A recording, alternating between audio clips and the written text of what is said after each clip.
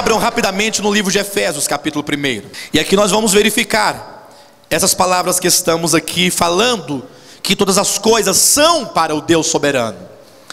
Eu não tenho como ler todos os versículos que eu gostaria, que é do capítulo 1, versículo 4 ao 14. Mas gostaria que você me acompanhasse a cada vez que eu indicasse o versículo e a referência, eu gostaria que vocês percebessem aí. O livro de Efésios, capítulo 1, versículo 4. O apóstolo Paulo, ele começa falando a respeito das bênçãos, ou das muitas bênçãos espirituais que estão nas regiões celestes em Cristo Jesus, no versículo 3.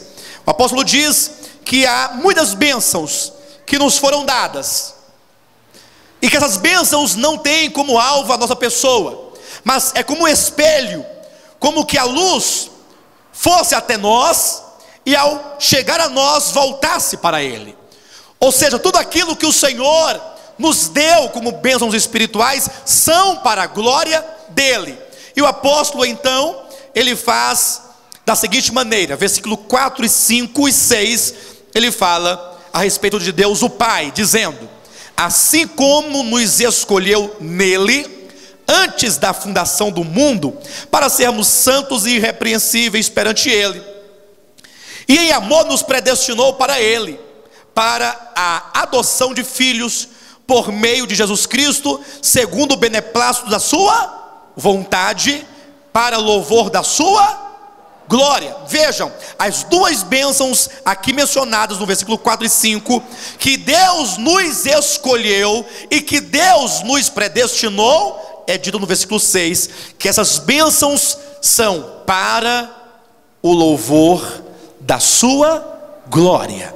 Então, quando nós falarmos de eleição e predestinação, temos que ter algo em mente. Nunca fale assim, o homem. Nunca pense, eu. Nunca pense, por que aquele? Mas pensa, Ele nos escolheu e nos predestinou para o louvor da sua glória. E o apóstolo continua no versículo 7 dizendo: no qual temos a redenção. A ênfase agora é o Filho. Pelo seu sangue, a remissão dos pecados, segundo a riqueza da sua graça, que Deus derramou abundantemente sobre nós, em toda sabedoria e prudência, desvendando-nos o mistério da sua vontade, segundo o beneplácito que propusera em Cristo, de fazer convergir nele, na dispensação da plenitude dos tempos, todas as coisas, tanto as do céu como as da terra, nele digo, no qual fomos também feitos herança, predestinados segundo o propósito daquele que faz todas as coisas conforme o conselho da sua vontade, a fim de sermos para o louvor da sua glória. Amados, nos versículos 4 a 6, diz que o Pai nos escolheu e nos predestinou para a glória dEle. Agora dos versículos 7 ao 12, é dito que Jesus Cristo nos redimiu, que Ele nos deu o perdão de pecados, que Ele nos constituiu a herança dEle, para quê? A fim de sermos para o louvor da sua glória. Nenhum cristão poderia ou poderá chegar na glória eterna e afirmar: eu estou aqui salvo porque eu aceitei a Jesus, porque eu decidi por Jesus, porque não somente eu quis, mas também eu me esforcei, e eu fui fiel, e eu venci, e fui eu, e eu cheguei aqui. E aqueles que não estão aqui, não estão porque eles não conseguiram, ou porque eles não desejaram. Porque em 1 Coríntios capítulo 1, versículos 29, 30 e 31, nos diz que Jesus Cristo é a nossa redenção, que Jesus Cristo é a nossa justiça, que Jesus Cristo é a nossa santificação, para que aquele que quiser se gloriar, quantos aqui querem se gloriar? Glorie-se nele. Todos os salvos, quando estiverem diante do Senhor na eternidade, não terão um espírito altivo, não terão um coração soberbo, mas estarão lá dizendo: toda honra, toda glória, todo louvor sejam dados aquele que se assenta no trono e ao Cordeiro, porque com o seu sangue nos comprou para Deus o Pai. A glória dele, queridos. O livro do Apocalipse está repleto de cânticos que os 4 seres viventes, que os 24 anciãos, que as miríades e miríades de anjos e que a multidão de redimidos entoarão por toda a eternidade. E eu nunca vi um único cântico que diga que o homem está lá porque o homem chegou lá. Mas é dito que todo louvor, toda glória, todo o universo devem glorificar aquele que se assenta no trono e ao Cordeiro. Por isso está aqui: o Pai escolheu e nos predestinou para louvor da sua glória, o Filho nos redimiu, nos deu perdão de pecados, nos constituiu herança, a fim de sermos para o louvor da sua glória. E agora mais um detalhe, versículos 13 e 14, e eu preciso que você leia na sua Bíblia: em quem também vós, depois que ouvistes o evangelho da verdade. Dá uma pausa, queridos, dá uma pausa, porque embora falaremos disso amanhã, mas veja, no versículo 4 tem a expressão aí, antes da fundação do mundo, não tem? Tem ou não tem? Por quê? Porque essa história não começa comigo. Muitos dizem, eu decidi e agora eu vou. Não, a história não começa com a sua decisão, embora ela passe pela sua decisão.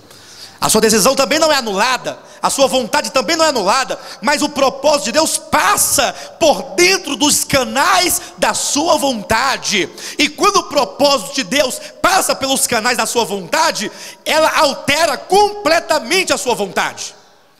Pela nossa vontade, nenhum de nós estaríamos aqui. Por nossa própria vontade, nenhum de nós estaríamos em nenhuma igreja protestante, ou evangélica, ou católica que seja. Pela vontade do homem, o mundo, diz a Bíblia, jaz no maligno. É o poder de Deus. Então a Bíblia diz que a história começa antes da fundação do mundo, quando o Pai nos escolheu e nos predestinou para louvor da sua glória, eternidade passada, antes da fundação do mundo. Só que aí vem vindo no tempo e passa pela cruz, quando diz no versículo 7 que o Filho nos redimiu. Quando o Filho morreu na cruz, nós não existíamos ainda, mas Ele já nos redimia. Ele já redimia a todos os que foram escolhidos, mesmo que não tivessem nascidos, mas fomos redimidos na cruz, fomos perdoados na cruz, e fomos feitos herança pelo poder de redenção de Cristo Jesus. Mas chega um momento que essa história chega até você. Lembra do dia que você ouviu o Evangelho? Lembra ou não? Quando o Evangelho te iluminou e algo diferente começou a mudar e você não entendeu muita coisa, porque de repente você começou a ter interesse pelas coisas espirituais. De repente você começou a ter vontade de não mais buscar as coisas do mundo, mas começou a ter vontade de buscar as coisas de Deus. Você lembra quando de repente os seus familiares pensaram que você estava com algum problema, porque de repente você não é mais a mesma pessoa? Aqueles que outrora estavam perdidos e ninguém acreditava que era capaz que aquela pessoa saísse daquela condição, de repente uma luz interior começou a brilhar dentro de ti. Essa luz vem do céu, queridos. Estava Saulo de Tarso no caminho de Damasco, respirando ameaça e morte contra todos os que invocavam o nome de Jesus Cristo. Saulo de Tarso ia a Damasco prender os crentes, prender os salvos, os filhos de Deus, a igreja, e trazerem amarrados a Jerusalém para serem julgados pelos principais sacerdotes, para quem sabe serem mortos como fizeram com Jesus Cristo. Saulo não tinha intenção de converter-se a Jesus Cristo, mesmo porque ele não acreditava na sua ressurreição. Saulo não tinha, como muitos hoje falam, não, hoje eu não quero não, mas quem sabe no futuro, quando eu estiver mais velho, eu posso até me converter. Não, ele queria era matar a todos quanto professavam o nome de Jesus Cristo. ele não queria, não desejava, era inimigo da cruz de Cristo, inimigo da igreja. E o que diz capítulo 9, 22 e 26 do livro de Atos? Estando eu a caminho de Damasco, uma grande luz brilhou. De onde? Do céu. Aleluia! Essa luz vem de cima, não é do homem. Talvez muitos ainda não tomaram a chamada decisão, porque ainda não chegou esta luz. E quando essa luz chega, o grande Saulo cai prostrado com o rosto em terra. E aquele que outrora procurava destruir, agora, como um servo, diz: o que queres que eu te faça, Senhor? É isso que é o poder do Deus soberano. Saulo, você quer aceitar Jesus? Não, eu quero matar a todos vocês. Pena, Saulo, que não depende da tua vontade. Saulo, quando a luz brilhar sobre ti, tu cairás cego com o rosto em terra. E aí as coisas se invertem. Aquele que outrora perseguia o povo de Deus, prega a fé que outrora buscava destruir. Saulo se tornou o maior pregador dos gentios, que levou o evangelho às partes mais remotas da terra, não porque por ele havia tomado a sua decisão pessoal, mas porque a vontade soberana de Deus entrou na vontade finita de Saulo. E quando a vontade de Deus entrou na vontade humana, transformou a vontade humana, e agora Saulo disse: eu, o mais miserável de todos os pecadores, ele se reconhece e prega agora o Cristo crucificado. Aquele que outrora era escândalo para os judeus, agora é motivo de glória para o apóstolo Paulo. Embora muitos busquem sinais e outros querem sabedoria, nós pregamos a Cristo e este crucificado. Aleluia. Por isso nós chegamos aqui no versículo 12, que diz, ou versículo 13: em quem também vós, depois que ouvistes a palavra da verdade. A história de Deus que começou na eternidade passada, chegou até o momento em que você ouviu o evangelho da verdade. E quando chegou a ti, o que aconteceu?